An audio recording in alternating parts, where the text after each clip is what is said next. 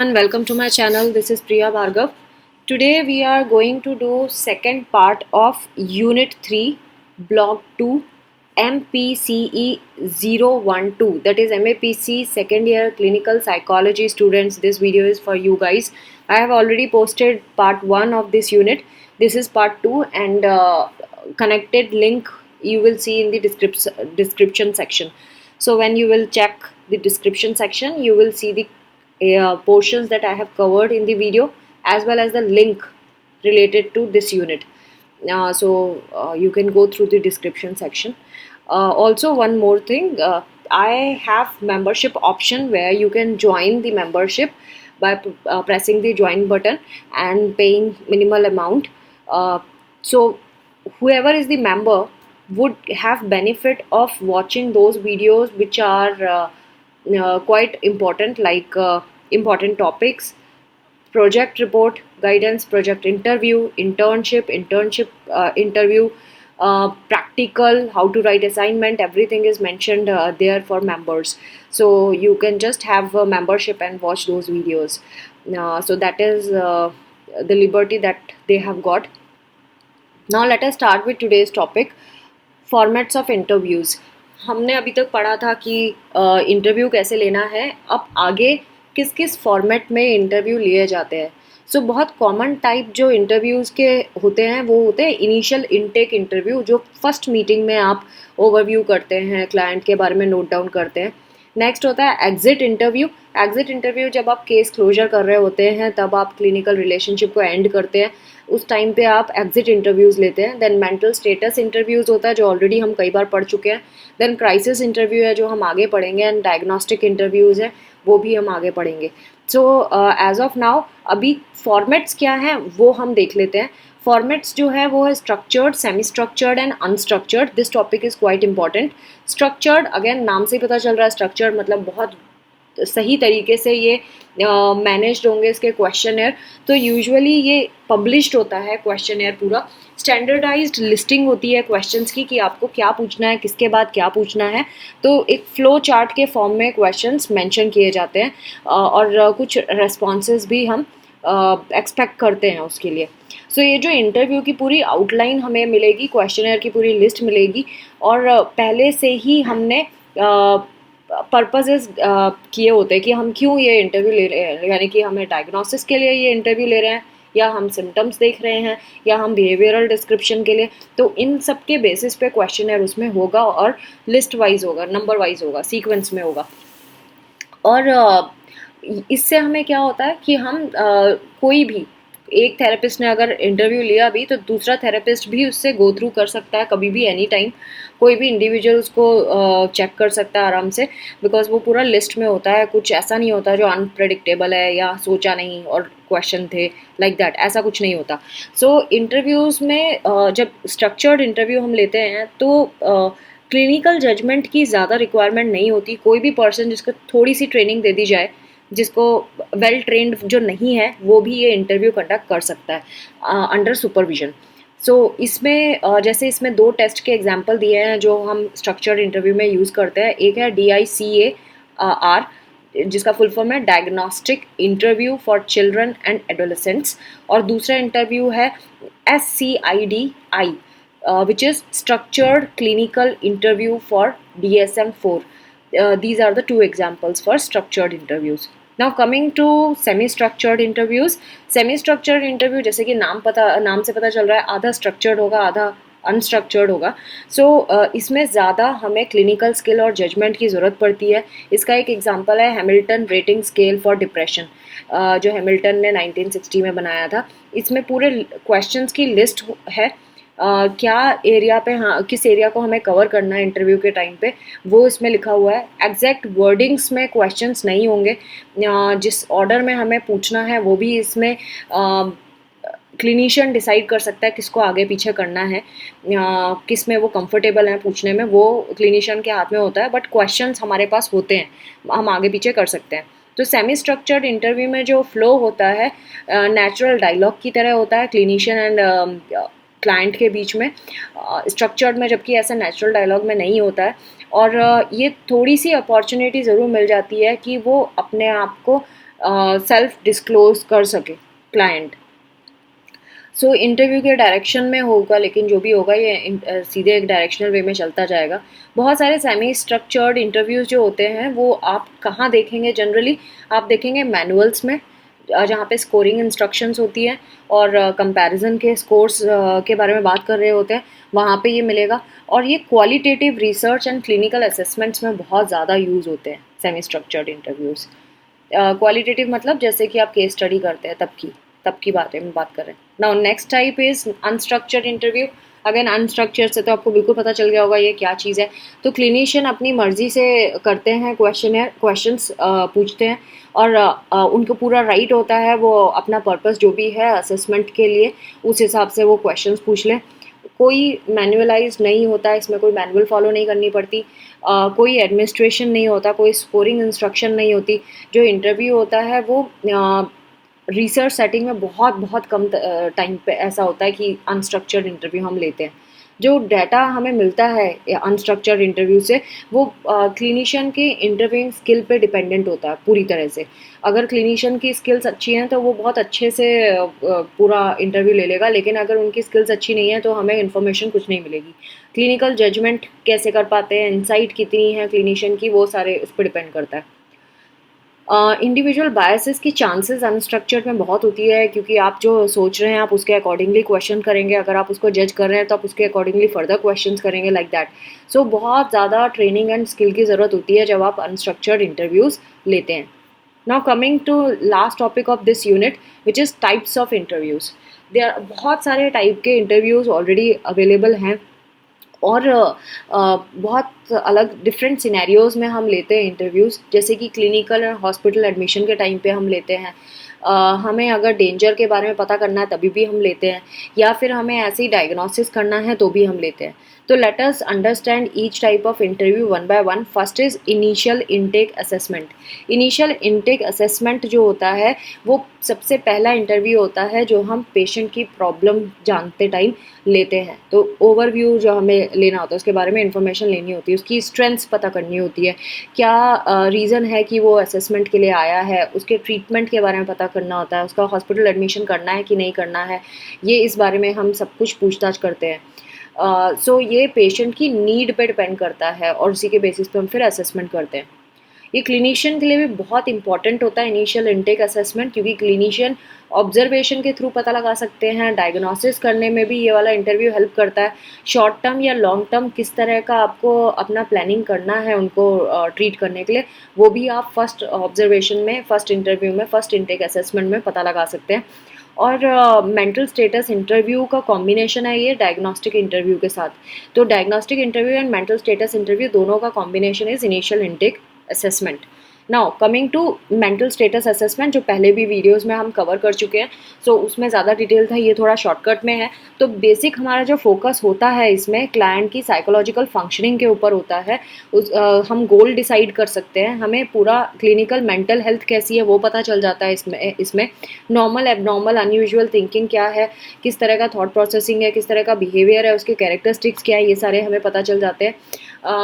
और factual data हमें मिल जाता है। क्लिनिशियन जो है वो इंटरप्रेट बहुत कम डाटा जो भी कलेक्ट होता है उससे थोड़ा बहुत इंटरप्रिटेशन का भी मौका मिल जाता है इस टाइप के इंटरव्यू से, कि हम आइडिया लगा सकते हैं कि क्या हो सकता है, क्लाइंट के साथ क्या प्रॉब्लम है। सो इंसाइट हमें मिल जाती है, इंटेलेक्चुअल फंक्शनिंग के बारे में भी पता चल जाता है। सो इसके क्लिनिकल जो भी रिकॉर्ड्स हम देखेंगे उससे भी हमें पता चल जाता है। सो सिर्फ इस जब मेंटल स्टेटस एग्जामिनेशन करते हैं तो सिर्फ ये क्वेश्चन आंसर वे में नहीं होता, इसमें हम बिहेवियरल ऑब्जर्वेशन भी करते हैं।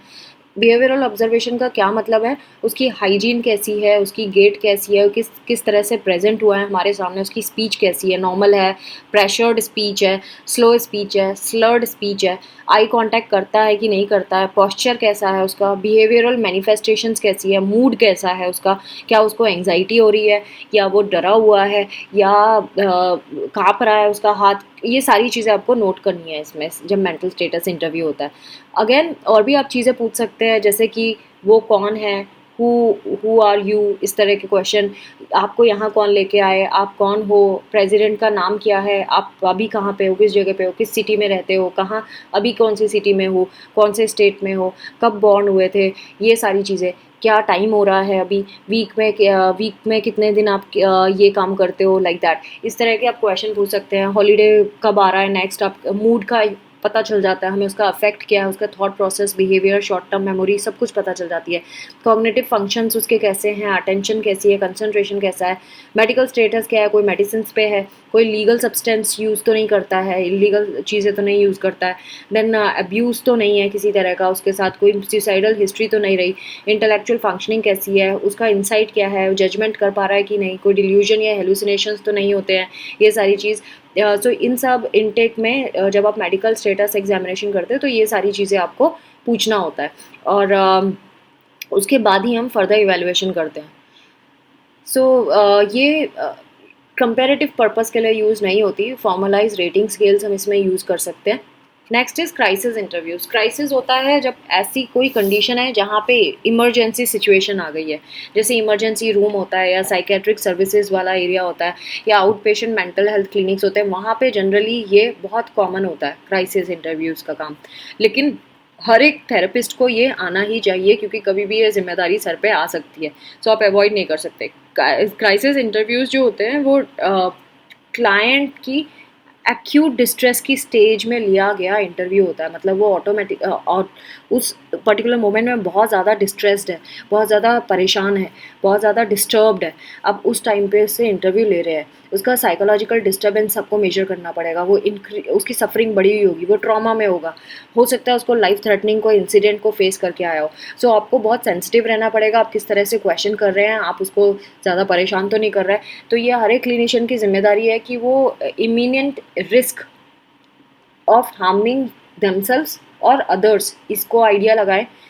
उनको वो खुद की केयर नहीं कर पाते जब वो ट्रॉमेटिक स्टेट में होते हैं, उनका साइकोटिक एपिसोड तो नहीं हो रहा है, वो आपको ध्यान में रखना है। वो उस स्टेट में तो नहीं है जहाँ पे साइकोलॉजिकल अराउजल हुआ है, ये चीज़ आपको पता करना है। इनटेक इंटरव्यू से ज़्यादा फोकस्ड ये क्राइसिस इंटरव्यू होता है, डायग्नोस्टिक इंटरव्यू से भी ज़्यादा फोकस्ड होता है ये वाला।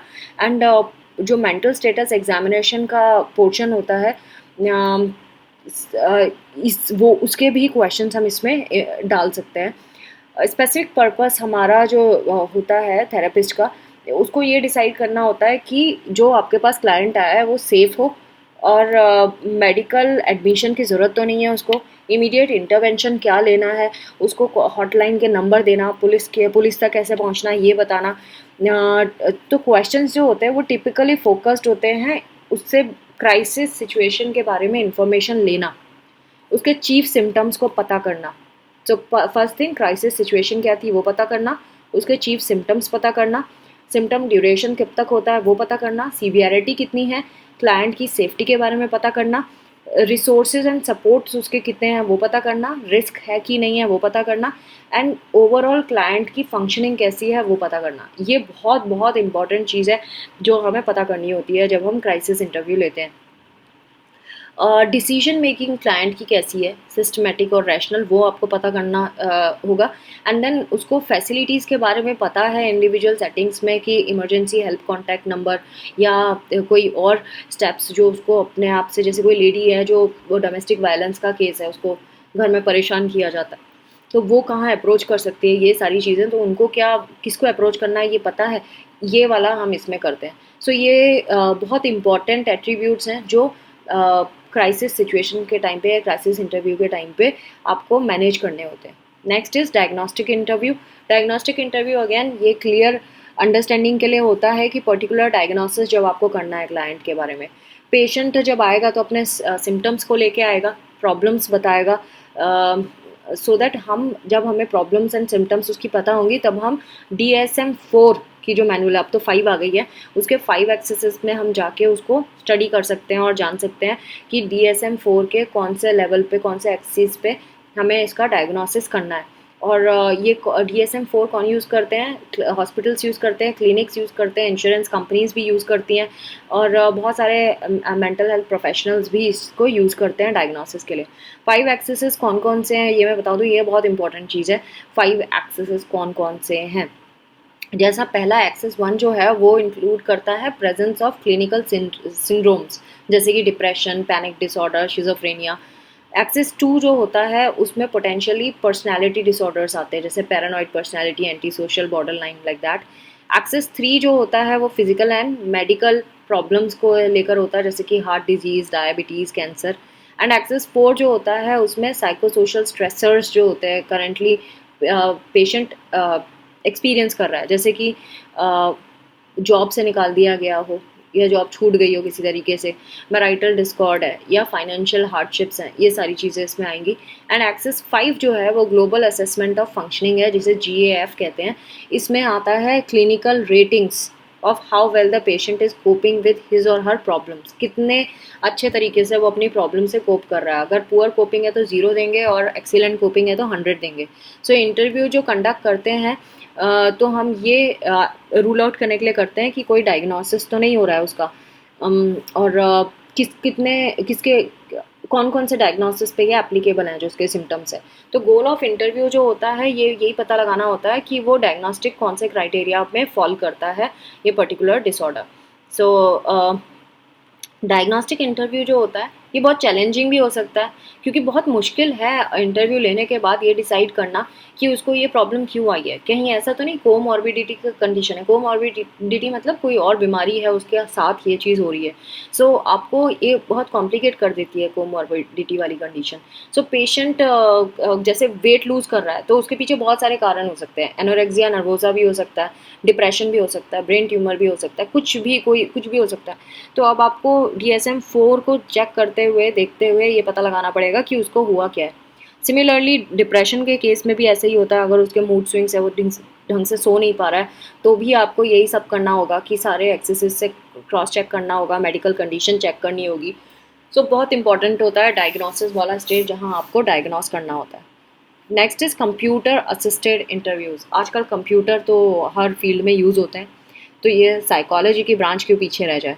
सो कंप्यूटर्स जो हैं बहुत सोफेस्टिकेटेड और बहुत कम एक्सपेंसिव हो गए हैं आजकल, बहुत सस्ते में हम ले लेते हैं, ज़्यादा पैसे नहीं खर्च करने पड़ते हमें। साइजेस भी अलग आने लगी हैं, कब बड़ा नहीं ले सकते, छोटा ले सकते हैं। सो इसमें प्रोग्रामिंग कर दी जाती है जिसमें हम बहुत कॉम्प्लेक्सिटी से हम प्रोग्रामिंग कर सकते हैं, इंटरव्यूज़ डाल सकते हैं, एफिशिएंट एंड इफेक्टिव इंटरव्यूज़ उसमें डाल सकते हैं एज अ प्रोग्राम। तो कंप्यूटर खुद ही पेशेंट से क्वेश्चंस पूछता है, उसके रेस्पॉन्सेज को रिकॉर्ड करता है ऑब्जेक्टिव मैनर में, और एक डिसीजन ट्री होता है कि अगर आपका ये सिम्टम है तो इसको येस, नहीं है तो नो कर दो। अगर येस है तो फिर आगे उसके फर्दर क्वेश्चनिंग शुरू हो जाते हैं, कितना ये प्रॉब्लम है तो कितने टाइम से रह रही है, उसको मेंशन करो, लाइक दैट, ऐसे प्रोसीड करते जाते हैं। तो ये बहुत अच्छा सिस्टम आ गया है। अब जब इसकी जो रिपोर्ट आती है फिर वो जाती है काउंसलर के पास, काउंसलर वो रिपोर्ट को देखता है एंड उसके बेसिस पे फिर फर्दर इंटरव्यू करता है क्लाइंट के साथ। तो पेशेंट्स भी कई बारी क्या होता है, 2 केसेस बनते हैं अब इसमें भी। या तो पेशेंट बहुत कंफर्टेबल है बिकॉज उसको सेंसिटिव और थोड़ा ऐसे शर्मिंदगी वाले कोई क्वेश्चंस हैं, उनके आंसर्स वो फेस टू फेस नहीं देना चाहता तो कंप्यूटर से दे सकता है, कंप्यूटर पे आराम से कंफर्टेबली।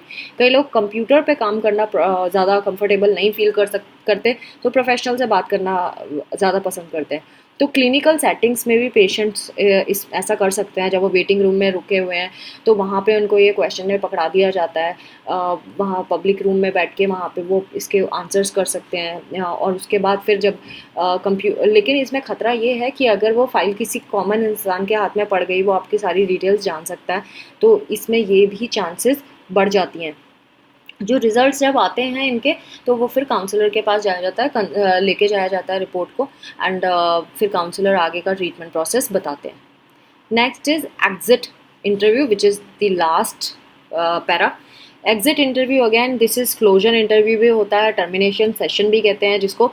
इसमें लास्ट में इन पेशेंट या आउट पेशेंट ट्रीटमेंट, जब मेडिकल इन पेशेंट विजिट्स होती हैं या ऑक्यूपेशनल टेन्योर होता है, तो उस टाइम पे ये कंडक्ट किया जाता है। तो इंटरव्यू जो है वो थेरेपिस्ट और दूसरे प्रोफेशनल यूज़ करते हैं। ये वो टाइम है जब हमने क्लाइंट को जितना सिखाना था वो सिखा दिया, उसमें इम्प्रूवमेंट दिखने लगी है, हमने एक प्लान सेट कर लिया एंड क्लाइंट को अब बस उसके ऊपर प्रैक्टिस करना है, उसको फॉलो करना है।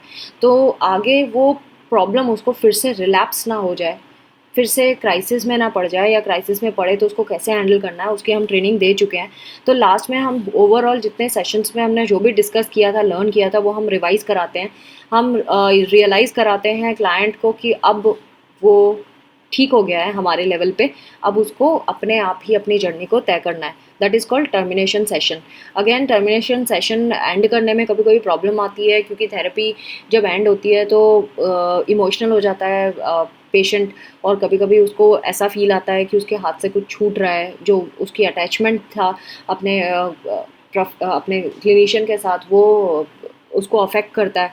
सो इसके ऊपर भी हमें फिर काम करना पड़ता है, और अगर एक लास्ट सेशन यूज़फुल नहीं होता इस चीज़ के लिए, तो हम एक और फर्दर सेशन दे देते हैं टर्मिनेशन सेशन के नाम पे। सो बेसिकली लॉजिक इज़ कि जब आपका लास्ट सेशन होने वाला होता है, लास्ट वर्ड 1 से आप बोलना शुरू कर दें कि टर्मिनेशन होने वाला है सेशन का, 1-2 सेशन ही बचे हैं हमारे पास, सो दैट वो मेंटली प्रिपेयर हो जाए क्लाइंट कि अब उसको आगे वो कंटिन्यू नहीं कर पाएगा, एंड अपने आप को मेंटली प्रिपेयर कर ले। So friends, this was all about unit 3। I hope आपको ये वीडियो समझ आया होगा, और अगर ऐसा है तो प्लीज़ सब्सक्राइब कर मेरे चैनल को, ज़्यादा से ज़्यादा लोगों को शेयर करें, लाइक करें, नोटिफिकेशन प्रेस बेल को प्रेस कर दें, सो दैट आपको टाइम टू टाइम इंटरव्यू ये वीडियोस मिलते रहें। और दूसरा कि इसको आप बाकी ऐप्स में भी शेयर करें, सो दैट सब लोग इसका फ़ायदा उठा सकें। Thanks for watching, take care of yourself, bye bye.